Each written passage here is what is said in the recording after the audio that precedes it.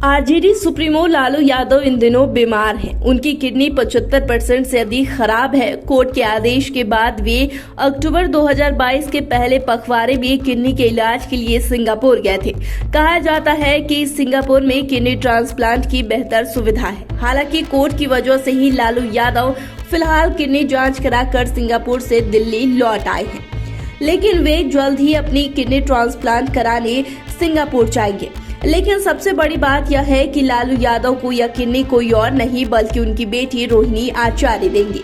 ये जानकारी मीडिया में आते ही रोहिणी की चारों ओर प्रशंसा हो रही है। लोग कह रहे हैं बेटी हो तो ऐसी। बहुत से लोग तो गूगल पर सर्च भी कर रहे हैं कि कौन है रोहिणी आचार्य। तो ऐसे में आज हम रोहिणी आचार्य के बारे में 5 पॉइंट में सब कुछ बताएंगे। सबसे पहले 5वें नंबर की बात करते हैं। यहाँ हम बात कर रहे हैं लालू यादव की बेटी रोहिणी आचार्य की। रोहिणी अपने पिता को किडनी डोनेट करेंगी। इसके बाद से ही वे सुर्खियों में हैं। बता दें कि लालू यादव की 9 संतानें हैं। इसे लेकर अक्सर विरोधी उन पर कमेंट्स भी करते रहते हैं, लेकिन लालू यादव ने कभी विरोधियों पर इसे लेकर पलटवार नहीं किया। लालू की 9 संतानों में 7 बेटियां और 2 बेटे हैं। दोनों ही बेटे तेज प्रताप यादव और तेजस्वी यादव सभी बेटियों से छोटे हैं। बाकी बेटियों में सबसे बड़ी डॉक्टर मिसा भारती हैं और सबसे छोटी बेटी राजलक्ष्मी है। ऐसे में आप जानना चाहते होंगे कि रोहिणी आचार्य किस नंबर पर है। तो आपको बता दें कि रोहिणी आचार्य लालू यादव और राबड़ी देवी की दूसरी संतान है। इसे तीसरे नंबर पर चंदा यादव, चौथे नंबर पर रागिनी यादव, 5वें नंबर पर हेमा यादव, 6ठे नंबर पर अनुष्का राय तथा 7वें नंबर पर राजलक्ष्मी है। अब बात करते हैं चौथे नंबर की। रोहिणी आचार्य की शादी को सबसे महंगी शादी बताई जाती है। यह सब जानते हैं कि लालू यादव की दूसरी बेटी रोहिणी आचार्य की शादी इंद्रजीत सिंह के बेटे समरेश सिंह से हुई है। इंद्रजीत सिंह खुद रिटायर्ड इनकम टैक्स ऑफिसर रहे हैं। उस समय समरेश सिंह आईटी कंपनी में सॉफ्टवेयर इंजीनियर थे। इस शादी की मीडिया में कितना क्रेज था कि इससे पहले किसी भी मुख्यमंत्री की बेटी की शादी का चैनल वालों ने सीधा प्रसारण नहीं किया था। वहीं रोहिणी की शादी का टीवी पर सीधा प्रसारण किया गया था। तारीख थी 23 मई 2002, यानी लगभग आज से 20 साल पहले रोहिणी आचार्य की शादी हुई थी। कहा तो यह भी जाता है कि इस शादी के दौरान जयमाला का मंच तैयार करने के लिए भी 1 करोड़ रुपए खर्च किया गया था। गेस्ट के लिए खाने पीने के मेन्यू में लगभग 150 फूड्स आइटम थे। विदेशों से फूड मंगाए गए थे। यह वह शादी थी जिसमें बिहार का शायद ही कोई बड़ा नेता रहा होगा जिसे नहीं बुलाया गया।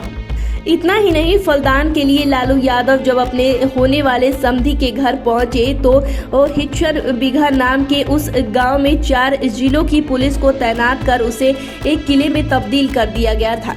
पुलिस और प्रशासन के बड़े से बड़े अधिकारी पहुंच गए थे। कहा जाता है कि उस गांव में सड़क, बिजली, फोन और हाई स्कूल की भी सुविधा तक नहीं थी, लेकिन रातों रात सब बना दिया गया था।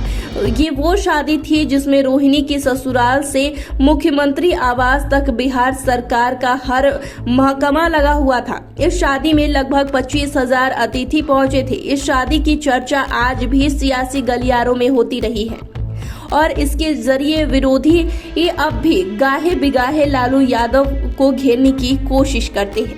तीसरे नंबर पर रोहिणी की पार्टी पॉलिटिक्स से जुड़ी बात करते हैं। दरअसल सिंगापुर में रहने के बाद भी रोहिणी की पैनी नजर बिहार पॉलिटिक्स पर रहती है। कोई भी विरोधी क्यों ना हो, वह ट्विटर और फेसबुक पर जबरदस्त ढंग से प्रहार करती है। उन्हें अपनी फैमिली पर हमला करना जरा भी बर्दाश्त नहीं होता है। वे कई दफे सुशील मोदी के बारे में ऐसे तंज कसती हैं कि पूछिए मत। यहाँ तक जब नीतीश कुमार एनडीए में थे तब उन्हें भी निशाना बनाने से रोहिणी नहीं चूकती थी। कभी कभी तो इतने ताबड़तोड़ ट्वीट करती है कि नेताओं का जीना दुभर हो जाता है। आप कह सकते हैं कि रोहिणी अपने परिवार से जुड़े हर मामलों पर विरोधियों को मुंहतोड़ जवाब देती हैं। जब जीतन राम मांझी एनडीए में थे तब उनकी बहू से रोहिणी का ट्विटर पर वार पलटवार खूब होता था। इतना ही नहीं, रोहिणी आचार्य बाकी नेताओं पर तो तंज कसती ही है, लेकिन सुशील मोदी पर किए गए हमले बेहद चर्चा में रहती है। इस लिस्ट में दूसरे नंबर पर बात करते हैं उनके सरकारी अस्पताल में जन्म लेने की, साथ ही डॉक्टरी की पढ़ाई की। तब बिहार का बंटवारा नहीं हुआ था। हालांकि एमबीबीएस की पढ़ाई के दौरान ही बिहार से झारखंड अलग हो गया था। बता दें कि झारखंड का बंटवारा वर्ष 2000 के नवंबर माह में हुआ था। दरअसल 1 जून 1979 को रोहिणी आचार्य का जन्म हुआ था। उस समय लालू यादव मुख्यमंत्री नहीं बने थे। हालांकि उनकी बिहार पॉलिटिक्स में जबरदस्त धाक थी। दरअसल रोहिणी के जन्म के समय लालू यादव बिहार विधानसभा में विपक्ष के नेता थे।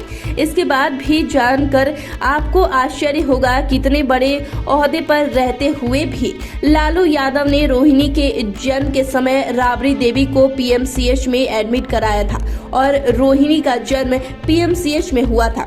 बाद में रोहिणी ने पढ़ाई कर खुद डॉक्टर बन गई।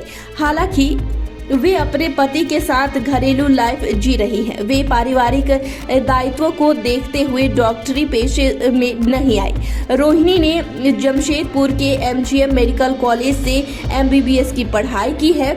वे जब एमबीबीएस की पढ़ाई कर रही थी उसी समय उनकी शादी सॉफ्टवेयर इंजीनियर समरेश सिंह से हुई थी। अब बात करते हैं इस लिस्ट में शामिल पहले नंबर की।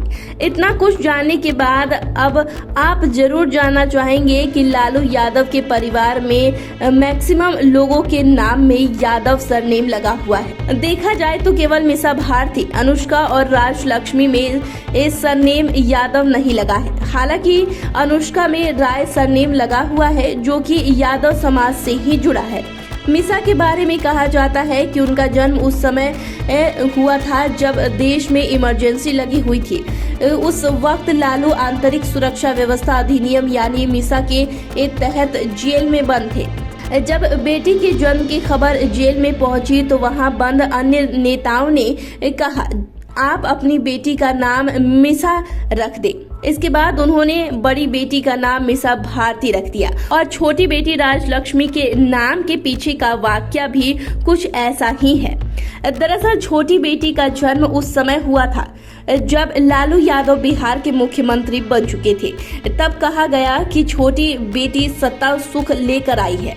इस तरह उसका नाम राजलक्ष्मी रखा गया। लेकिन हम यहाँ बात कर रहे हैं रोहिणी आचार्य की। आखिर रोहिणी के नाम में ब्राह्मण सरनेम कैसे लग गया?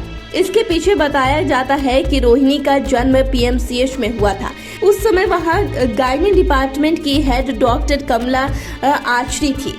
वही राबड़ी देवी की डिलीवरी कराई थी। जब डॉक्टर से खुशी में सौगात मांगने की बात कही गई तो डॉक्टर ने कहा कि हमें कुछ नहीं चाहिए, बस आप अपनी इस बेटी के नाम में आचरी सरनेम जोड़ दीजिए। फिर क्या लालू ने उसी समय उसके नाम में आचरी सरनेम जोड़ दिया और 1 जून 1989 को रोहिणी नक्षत्र था, इसलिए बेटी का नाम रोहिणी आचरी रख दिया गया। बाद में उसका नाम रोहिणी आचार्य हुआ। तो इस विषय में आप क्या राय रखते हैं हमें कमेंट कर जरूर बताएं। चैनल को सब्सक्राइब करें, फेसबुक पेज को लाइक करें। वीडियो देखने के लिए आपका शुक्रिया।